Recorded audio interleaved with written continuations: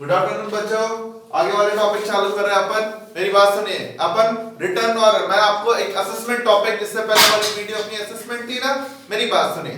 अपन assessment मतलब फटाफट review कर रहा हूं। असेसमेंट मतलब क्या पढ़ा? अगर कोई बंदा खुद का टैक्स निकालता है तो उसको भी असेसमेंट बोलते हैं, और उसी बंदे का टैक्स जब ऑफिस से निकालता है वो भी असेसमेंट ही कहलाता है। तो असेसमेंट मतलब डिटरमिनेशन या डिटरमाइनिंग इनकम और डिटरमाइनिंग टैक्स। किसी बंदे की इनकम निकालना या उसका टैक्स निकालने को क्या बोलते हैं? असेसमेंट। जब वो टैक्स खुद का खुद ही निकालता है तो उसको बोलते हैं सेल्फ असेसमेंट। और अगर उसी बंदे का जब वो रिटर्न, मैंने बताया था ना आपको, वो अपना रिटर्न फाइल करेगा।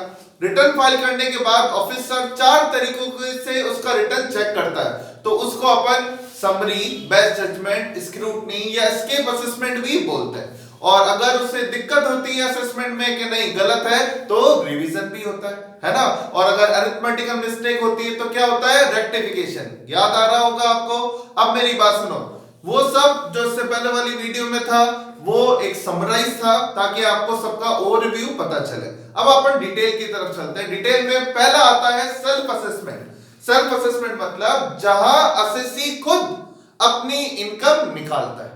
ठीक है, इनकम निकालकर वो कैसे पता चलता है उसने इनकम निकाली? वो रिटर्न भरेगा। ठीक है, आपको पहले भी कई बार बताया गया रिटर्न मतलब क्या होता है। रिटर्न मतलब सरकार को ये बताना कि मैंने पिछले साल इतने रुपए कमाए थे। इससे पहले जो अपन इतनी सारी वीडियोस वगैरह देखा, इतना इनकम टैक्स पढ़ा है, उसमें अपन ने क्या पढ़ा है? हर असेसी कमाता कब है? प्रीवियस ईयर में। और गवर्नमेंट को कब बताता है? असेसमेंट ईयर में। तो बच्चों, अब तक अपन इनकम निकालने पड़ते तो अपने दिमाग में प्रीवियस ईयर ही था। अब हम असेसमेंट ईयर में पहुंच चुके हैं। एडवांस टैक्स का इंटरेस्ट निकालना हो, चाहे गवर्नमेंट को बताना हो आप कितने कमाते हो, ये सब कुछ कब होता है? असेसमेंट ईयर में। आपके प्रीवियस ईयर अगर 1920 है तो असेसमेंट ईयर कौन सा है? 2021। इस असेसमेंट ईयर के अंदर असेसी गवर्नमेंट को बताता है कि मैंने पिछले साल कितने रुपए कमाए थे। अब बात ये उठती है, 2 मिनट आपको थोड़ा सा समझा दूं, क्यों जरूरी है गवर्नमेंट को ये बताना कि आपने पिछले साल कितने कमाए थे। गवर्नमेंट आपको कहती है कि हमें कुछ नहीं सुनना, आप हमें बताओ कि आप कितने रुपए कमाए थे, ताकि फिर हम ये देखें कि जो आप खुद बता रहे हो कि मैंने इतने पैसे कमाए, उसके हिसाब से टैक्स जमा कराया या नहीं। और मोस्ट इंपॉर्टेंट, जो गवर्नमेंट की पीछे की कहानी है, क्यों आपसे पूछा जाता है कि बताइए प्रीवियस ईयर में कितने रुपए कमाए by way of return. Actual में बच्चों आप बताते हो कि मैं जब से मैंने पैसे कमाने चालू हुए तब से लेके आज 10 साल हो गए हैं, 10 सालों में मैं हर साल 3 लाख रुपए कमाता हूं। तो पिछले 10 सालों से आप पैसे कमा रहे हो 3-3 लाख, तो आज तक आप कितने रुपए कमा चुके हो?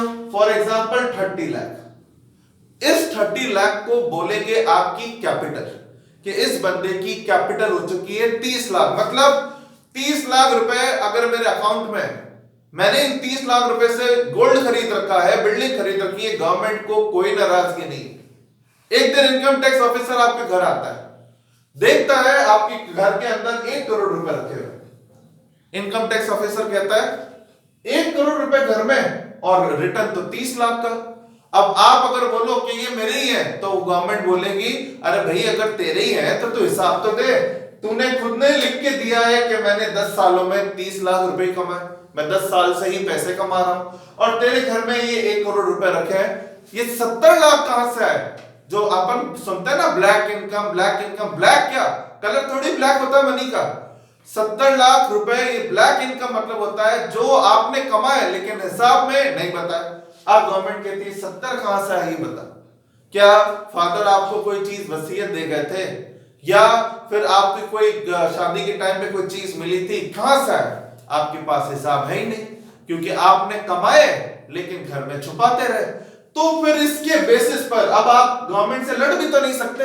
आपने खुद ने ही तो कहा था 30 लाख रुपए कमाए, तो इस 70 लाख रुपए पे गवर्नमेंट टैक्स लेगी हाईएस्ट रेट से, पेनल्टी लगाएगी 100%, 200% पेनल्टी लगाएगी। तो 200% पेनल्टी, इंटरेस्ट सब लगाएगी आप पर। वो क्या बेसिस है? और अब आप क्यों चुप रहे? क्योंकि आपको मन में पता है मैंने ही तो गवर्नमेंट को कहा था मैंने 30 लाख कमाए, अब फंस गया।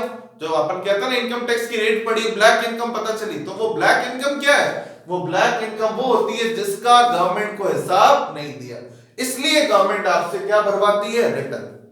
ठीक है, हर सीएस के यहाँ जाओगे वो आपको बोलेगा रिटर्न भरा करो। आप कहोगे क्यों भरा करो, तो वो बोलेगा भले ही मत कमाओ, उससे आपकी कैपिटल बनेगी।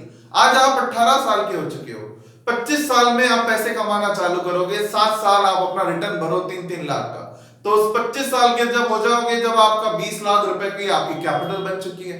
अब आपने कहा मैं तो कोई रेस्टोरेंट चालू करूंगा, पैसे रेस्टोरेंट चालू तो कर दूं, घर वाले कह रहे पैसे दे भी दें, लेकिन कल इनकम टैक्स वाले आ गए तो ये 20 लाख कहां से लाया, तो फिर 20 लाख कहां से लाया, रिटर्न भरा हुआ है आपका। समझ में आया? तो रिटर्न दोनों के काम आता है, गवर्नमेंट के काम आता है कि कल आपके यहाँ पे ब्लैक इनकम पता चलती है, ब्लैक इनकम कौन सी है, व्हाइट कौन सी है, ये पता करने के लिए, इसलिए रिटर्न भरवाती है। और आपके क्या काम आता है प्रैक्टिकल लाइफ के अंदर, जब आप अपना काम वगैरह चालू करोगे तो ये रिटर्न आपकी कैपिटल बना देगा। इससे कल अगर आपका कोई ऑफिसर परेशान करे तो आप परेशान होने की जरूरत नहीं है, आपने अपनी इतनी एसेट बना रखी है। और प्रैक्टिकल लाइफ में लोन भी आजकल तभी मिलता है जब आपका रिटर्न भरा हो। लोन के लिए पहले कहते हैं लाओ 3 साल के रिटर्न, नहीं है 3 साल के रिटर्न, आपको लोन ही नहीं मिलेगा, क्योंकि गवर्नमेंट जानना चाहती है आप पैसे कमा भी रहे हो या नहीं। समझ में आ रहा है? ठीक है, बात क्लियर हुई? तो अपन इस चैप्टर में ये जानना चाह रहे हैं बच्चों, अपन ये देखेंगे किसको रिटर्न, कौन बंदा जो रिटर्न कंपलसरी भरेगा। सबसे इंपॉर्टेंट ये टॉपिक है, इस टॉपिक में अपन पढ़ेंगे इस चैप्टर के अंदर किन किन को रिटर्न अपना भरना कंपलसरी है। गवर्नमेंट कुछ नहीं सुनेगी, रिटर्न भरना कंपलसरी है। उनकी लास्ट डेट क्या है, सबसे पहला टॉपिक तो यही है, किन किन को रिटर्न भरना कंपलसरी है और लास्ट डेट क्या है। उसके बाद अपन पढ़ेंगे अगर कोई बंदा रिटर्न भरना भूल गया, आखिरी तारीख चली गई, तो लेट से लेट कब तक वो रिटर्न फाइल कर सकता है, दूसरा पॉइंट। तीसरा पॉइंट क्या है बच्चों, अगर कोई बंदे ने रिटर्न में गलती कर दी तो उसको सुधारा कैसे जा सकता है, और अगर वो गलती उसे पता नहीं चली, ऑफिसर को पता चली, रिटर्न खराब हो गया, डिफेक्टिव हो गया, तो उसे कैसे सुधारा जा सकता है। ये सब चीजें अपन को पढ़नी है। गलती क्या होती है, लेट क्या होता है और कब तक, मोस्ट इंपॉर्टेंट है टाइमिंग क्या होती है, ये सब पढ़ना है। तो अपन चालू करते हैं। एक चीज बच्चों मैंने आपको ओवरव्यू दे दिया। सबसे पहले अपन पढ़ते हैं सेक्शन 139(1) जो मोस्ट इंपॉर्टेंट सेक्शन है। ये आपको बताता है किन किन लोगों को अपना रिटर्न भरना कंपलसरी है।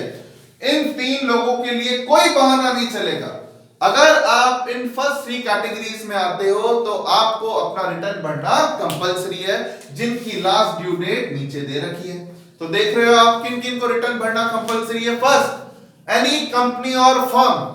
अगर आपके एग्जाम में आता है एक कंपनी गवर्नमेंट है, नॉन गवर्नमेंट है, कंपनी को लॉस हुआ है, प्रॉफिट तो हुआ ही नहीं है, गवर्नमेंट कहती है अगर आपके नाम के पीछे लिमिटेड, फर्म ये लिखा हुआ है तो चाहे प्रॉफिट हो या लॉस हो, रजिस्टर्ड हो या अनरजिस्टर्ड हो, गवर्नमेंट हो या प्राइवेट हो, बात खत्म हो गई इस वर्ड से ही। If in case of company और फर्म रिटर्न भरना कंपलसरी है। पॉइंट नंबर 2, और किसको रिटर्न भरना है, resident having any asset located outside India. अभी आपने सुना होगा शाहरुख खान पे भी एक केस ऐसा हुआ कि आपकी एसेट फॉरेन में है और आपने बताई नहीं। समझ में आ रहा है?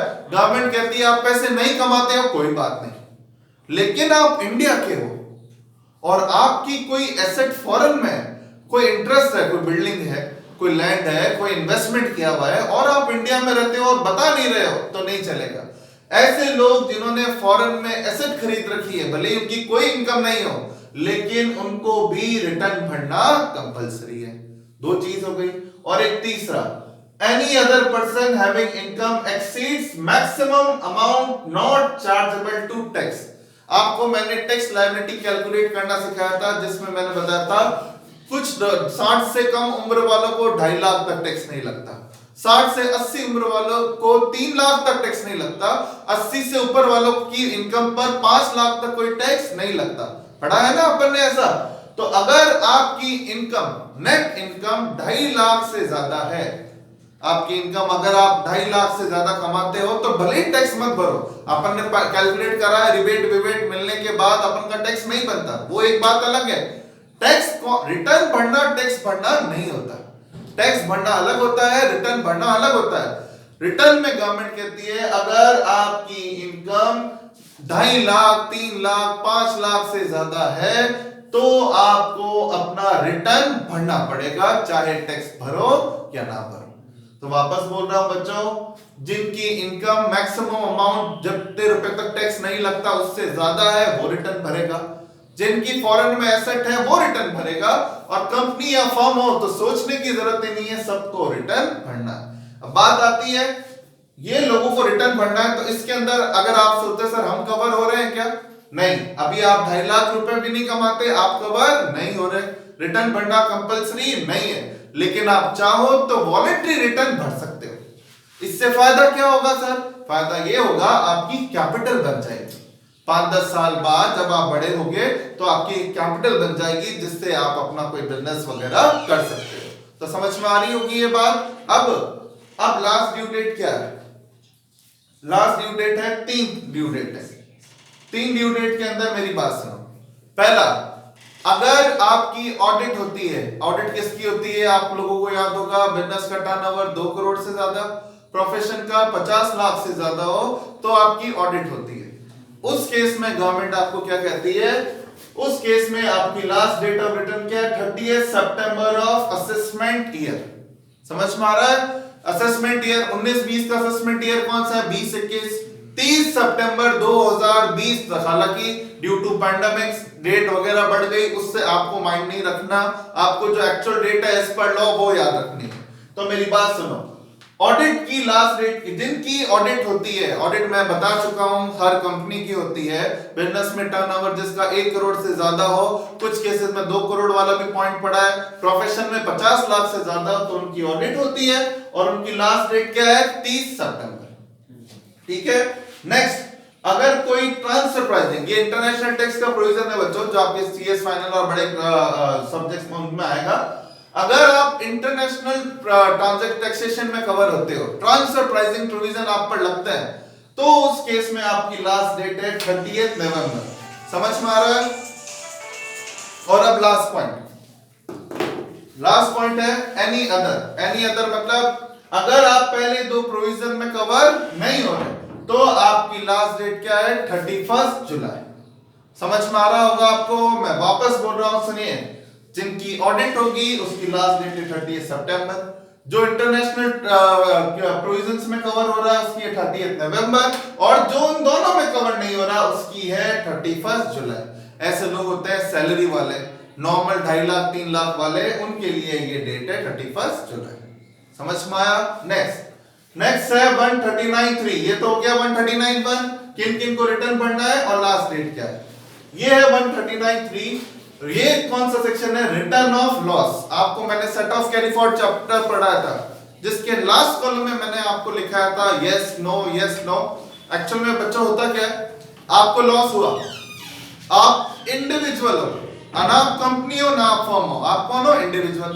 मेरे को लॉस हुआ इस साल, कोचिंग इंस्टीट्यूट ऑलमोस्ट सारी लॉस में, मेरे को लॉस हुआ, क्या मुझे रिटर्न भरना है? नहीं, रिटर्न भरने की जरूरत नहीं, क्योंकि मैं इन कैटेगरी में कवर नहीं आ रहा। बच्चों फिर भी मैं मेरा रिटर्न भर रहा हूं। अब किसी ने मुझसे पूछा यार रिटर्न क्यों भर रहा है, तू तो लॉस में और ना तो इस कैटेगरी में आता है। मैंने कहा इसलिए भर रहा हूं क्योंकि अगले साल तो कमाऊंगा, और जब अगले साल कमाऊंगा तो गवर्नमेंट मुझसे टैक्स लेने जब आएगी तो मैं क्या करूंगा, लास्ट ईयर के लॉस को इस साल से क्या कर दूंगा? Set of. तो गवर्नमेंट को बताऊं तो सही पिछले साल लॉस हुआ है, तो गवर्नमेंट कहती है अगर आपको लॉस हुआ है तो आप 139(3) का रिटर्न भर दो। वो जस्ट लाइक 139(1) का ही पार्ट होता है, लेकिन उसको रिटर्न ऑफ लॉस एक अलग से सेक्शन में काउंट किया जाता है। इससे गवर्नमेंट को आप बताते हो कि हमें ये लॉस हुआ, जिसे हमें क्या करना है? Carry forward. टाइमिंग वगैरह सारा यही रहता है। बस कल अगर एग्जाम में आ जाए लॉस का कोई रिटर्न बनाया हुआ है तो वो 3 है, बाकी एज इट और कुछ पढ़ने की जरूरत नहीं है। आप 139(1) के अकॉर्डिंगली ही रिटर्न भरोगे। क्लियर? समझ में आया? अब इंपॉर्टेंट क्या है जो आपके एग्जाम में जिसका क्वेश्चन बनता है वो है 139(4) एंड 139(5). ये है सेक्शन 139(4) जिसका नाम क्या है? Belated return.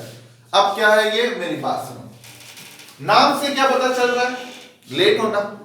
लेट होने का मतलब, लेट होने का मतलब अगर आप कोई काम टाइम से नहीं करते। टाइम क्या होता है सर? ये टाइम ये रहा, किसी के लिए 30 सितंबर है, किसी की 31 जुलाई है, किसी के लिए 30 नवंबर है। अगर ये टाइम से आप लेट हो गए हो तो अब आपको लगता है सर हमें लेट हो गया, क्या गवर्नमेंट का अब हम हमारा हिसाब दे सकते हैं? गवर्नमेंट कहती है दे सकते हो। अब रिटर्न 1 का नहीं, कौन सा कहलाएगा? 4 का। 4 का होता है बी लेटेड मतलब लेट फाइल करना, लेकिन लेट में भी एक टाइम लिमिट तक ही तो फाइल कर सकते हो। तो 139(4) कहता है भूल गए रिटर्न भरना, कोई बात नहीं, अब भर दो, लेकिन इस तारीख के बाद में नहीं भर सकते। तो ये बहुत इंपॉर्टेंट है। क्या लिखा हुआ है? Before end of relevant assessment year, इन दोनों तारीखों में से जो भी पहले आती है उसके बाद बी लेटेड रिटर्न फाइल नहीं होगा। ये है before end of relevant assessment year. इसका मतलब क्या हुआ? प्रीवियस ईयर 1920 का असेसमेंट ईयर होता है 2021, और एंड कब होगा इस असेसमेंट ईयर 2021 का? 31 मार्च 2021। 31 मार्च 2021 के बाद आप प्रीवियस ईयर 19-20 का रिटर्न फाइल नहीं कर सकते। और before completion of assessment, meanwhile आपने अपना रिटर्न भरा था, सॉरी रिटर्न नहीं, आप भूल गए थे अपना रिटर्न भरना, तो ऑफिसर जो है वो अगर छोटा मोटा कोई बंदा होता है तो ध्यान नहीं रखता। ऑफिसर को ध्यान है कि ये बंदे की तो बहुत बड़ी मिठाई की शॉप है और ये बंदा कमाता भी बहुत है, ये मेरे एरिया में आता है और इसने रिटर्न नहीं भरा। तो ऑफिसर कई बार क्या होता है बच्चों, आपके रिटर्न का वेट कर रहा होता है, लास्ट ड्यू डेट चली गई, आपने रिटर्न नहीं भरा, तो ऑफिसर कहता है रिटर्न कैसे नहीं भर रहा? आपको नोटिस दिखाता है, आपसे जवाब मांगता है और आपका खुद ही असेसमेंट करके बोल देता है आपने तो अपना रिटर्न नहीं भरा, मेरे हिसाब से आपकी इतनी इनकम है, लाओ टैक्स भरो। समझ में आया? अगर ऐसा ऑफिसर आपके साथ कर देता है फिर आप भागे भागे जाते हो, अरे सर ये रहा मेरा रिटर्न, अब वो रिटर्न काम नहीं आएगा, चाहे अभी तक 31 मार्च नहीं आई हो। बच्चों 98% बी वाली सिचुएशन नहीं होती, ए वाली सिचुएशन ही लास्ट डेट कहलाती है, दैट इज 31 मार्च 2021। लेकिन किसी की किस्मत ही बुरी है, ऑफिसर ने वेट बिना किए उसका असेसमेंट कर दिया, तो अब ये 31 मार्च 21 को भूल जाओ। समझ में आ रहा है? इसका मतलब अगर मैं आपसे एग्जांपल लेता हूं कि एक बंदे का असेसमेंट 1 जनवरी 2021 को हो गया, एग्जाम में आया, एक्स लिमिटेड का असेसमेंट 1 जनवरी 2021 को हो गया है, what shall be the last due date of belated return? तो क्या करोगे? ए में क्या लिखोगे? 31 मार्च 2021, बी में 1 जनवरी 2021, विच एवर इज अर्लियर कौन है? ये। तो ये इसके बाद बी लेटेड रिटर्न फाइल नहीं होगा। समझ में आया? बी लेटेड मतलब जो रिटर्न नहीं भरेगा वो लेट फाइल कर सकता है, लेकिन लेट से लेट कितना? दोनों में से which ever is earlier. Clear? ठीक है। लेकिन अब इंपॉर्टेंट पॉइंट, बहुत इंपॉर्टेंट पॉइंट, लेट फाइल करो और बिना किसी पेनल्टी के या फीस के, तो वो बैठता थोड़ी है। अगर गवर्नमेंट अगर आपको लेट फाइल करने की इजाजत दे रही है और बिना कोई इंटरेस्ट पेनल्टी के, तो हर इंसान ही लेट फाइल करेगा। इंटरेस्ट कितना लगेगा वो मैं आपको पढ़ा चुका हूं, 224 ABC पढ़ा है। फीस कितनी लगेगी वो दिया हुआ है 224F, जो लास्ट साल इंट्रोड्यूस हुआ है। क्या लिखता है ये? जो बंदा अपना रिटर्न लेट फाइल करेगा उस बंदे को इस सेक्शन में लगेगी फीस। फीस तो देनी पड़ेगी, कंपलसरी है। अब फीस कितनी? दो बात है, या तो आपकी इनकम 5 से कम है या आपकी इनकम 5 लाख से ज्यादा है। कोई बंदा अपना रिटर्न फाइल करना भूल गया, इनकम भी उसकी 5 से ज्यादा नहीं है, तो गवर्नमेंट उसको हार्ड पेनलाइज नहीं करती। गवर्नमेंट कहती है 1000 रुपए भर दो, बात खत्म। 1000 रुपए इसलिए ताकि अगले साल आप ध्यान रखो, बात इतनी सी है। ठीक है। लेकिन अगर आपकी इनकम 5 से ज्यादा है तो गवर्नमेंट थोड़ी सीरियस होती है कि इस बंदे ने 5 लाख से ज्यादा इनकम और रिटर्न नहीं भरा, तो उस केस में आपसे दो चीजें पूछती है। क्या आपने जो रिटर्न लेट भरा, आपने रिटर्न टाइम पे नहीं भरा, कोई बात नहीं, अब आपके पास लेट से लेट टाइम क्या है? लेट से लेट टाइम है बी लेटेड के अंदर अभी आपने पढ़ा है 31 मार्च 2021। ठीक है। अब 31 मार्च 2021 में अब दो बातें हैं, या तो आपने 31 दिसंबर मतलब प्रीवियस ईयर 1920 की बात करो, तो या तो आपने अपना रिटर्न 31 दिसंबर 2020 तक भर दिया, मतलब 2-4 महीने लेट हुआ लेकिन 31 दिसंबर तक भर दिया, और या फिर कब भरा होगा? 31 मार्च तक, क्योंकि 31 मार्च के बाद तो बी लेटेड भर भी तो नहीं सकते। तो अगर आपने रिटर्न अपना 31 दिसंबर तक भर दिया, ठीक है, सितंबर लास्ट डेट थी, थोड़ा लेट हो गया, 31 दिसंबर तक भर दिया, तो पेनल्टी कितनी या फीस कितनी? 5000। और दिसंबर भी जाने दिया, अभी जैसे दिसंबर क्लोज हो गया वो भी आपने जाने दिया, तो अब पेनल्टी कितनी? 10,000। ठीक है, तो क्या सीखा रिटर्न लेट फाइल करने वालों को? अगर आपने रिटर्न लेट फाइल किया तो फीस भरनी पड़ेगी। 5 लाख से कम इनकम है तो 1000 रुपए ही फीस लगेगी, 5 से ज्यादा है तो फिर दो बात है, 31 दिसंबर से पहले या 31 दिसंबर के बाद। 31 दिसंबर तक 5000, उसके बाद 10,000। क्लियर? तो ये कौन सा हो गया आपका? Belated return. नेक्स्ट पहले, नेक्स्ट है आपका रिवाइज, और उसके नेक्स्ट में क्या लिखा हुआ है? डिफेक्टिव।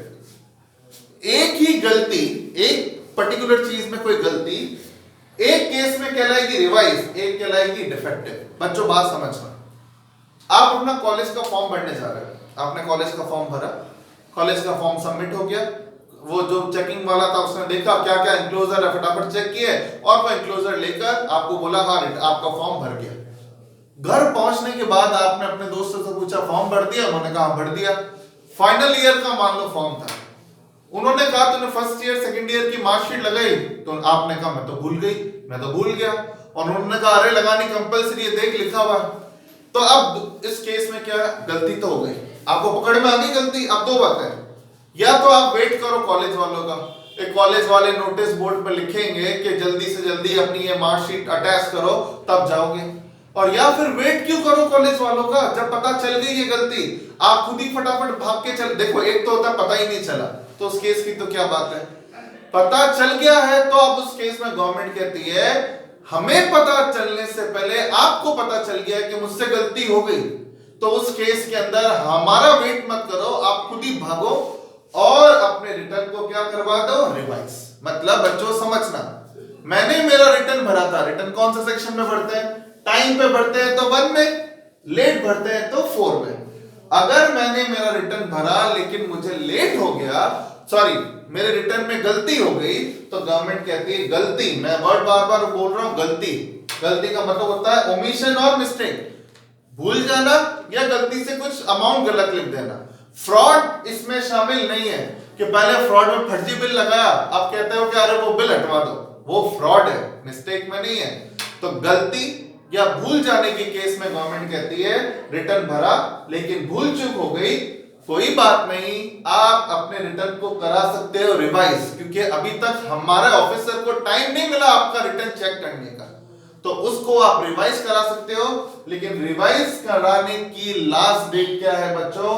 वही जो 139(4) की थी, मतलब वही before end of relevant assessment year, that is 31 मार्च, और कंप्लीशन ऑफ असेसमेंट। रिटर्न भरा, ऑफिसर चेक कर चुका है, अब आप भागे रिवाइज कराना है, अब रिवाइज एक्सेप्ट नहीं होगा। समझ में आया? तो शायद आपको रिवाइज रिटर्न क्लियर हो गया होगा। रिवाइज किसका कराते हैं? जो रिटर्न आपने भरा था चाहे टाइम पे या लेट, लेकिन गलती हो गई और ऑफिसर को अभी तक पता नहीं चला, तो क्या होगा? रिवाइज। और अगर गलती पता चल गई तो अब रिवाइज नहीं, अब वो रिटर्न क्या है? डिफेक्टिव। कॉलेज वालों को पता चला मार्कशीट नहीं लगाई, तो आप कॉलेज वाले नोटिस बोर्ड पर लिखेंगे 15 दिन आपके पास है, वो मार्कशीट जो है वो लगा दो, वरना ये माना जाएगा आपने कभी फॉर्म भरा ही नहीं था। सेम यहां पर है, अगर आपके रिटर्न में कोई गलती हो गई, P&L बैलेंस शीट नहीं लगाई, ऑडिट की रिपोर्ट नहीं लगाई, एनेक्सर खाली छूट गया, तो फिर उस केस में गवर्नमेंट कहती है आपका रिटर्न एक बार क्या माना जाएगा? डिफेक्टिव। डिफेक्टिव के केस में आपके घर पे एक लेटर आएगा कि अपना डिफेक्ट रिमूव करो, अपनी गलती को सुधारो। कितने दिन में सुधारना है? 15 दिन। सुधार लिया, ओके, कोई दिक्कत नहीं है। नहीं सुधारा 15 दिन में, तो ये माना जाएगा कि आपके द्वारा कभी रिटर्न भरा गया ही नहीं था। क्लियर? समझ में आया? ठीक है, तो रिटर्न भर, पहले इस चैप्टर को कैसे पढ़ोगे? वापस नोट्स आपके पास सही है, पहले देखोगे रिटर्न किस किस को भरना जरूरी है, लॉस में क्या करेगा, लेट होगा तो कब तक लेट चलेगा, गलती के केस में क्या होगा, और अगर गलती ऑफिसर ने पकड़ी तो कैसे सुधारा जा सकता है। ये सब अपना एक सेल्फ असेसमेंट का पार्ट है बच्चों, जो आपको पढ़ना है। इसके बाद जो है रिटर्न साइन कौन करेगा, उसके पीडीएफ में देखना, एसएससी है तो खुद ही कर लेगा, नहीं तो जिसको पावर ऑफ अटॉर्नी दे रखी है वो साइन करेगा। कंपनी के अंदर आपको सबको पता है एमडी करता है साइन, समझ में आ रहा है, वो नहीं तो फिर उसके केस में जो वर्किंग डायरेक्टर है वो करता है, वो आपसे और डिस्कस करूंगा। फिलहाल इसमें कोई प्रॉब्लम है तो बताइए। फिर अपन नेक्स्ट जो असेसमेंट ऑफिसर करता है कैसे करता है उस पे चलते हैं, ठीक है। तो ये अभी तक कंप्लीट, फिर नेक्स्ट वीडियो।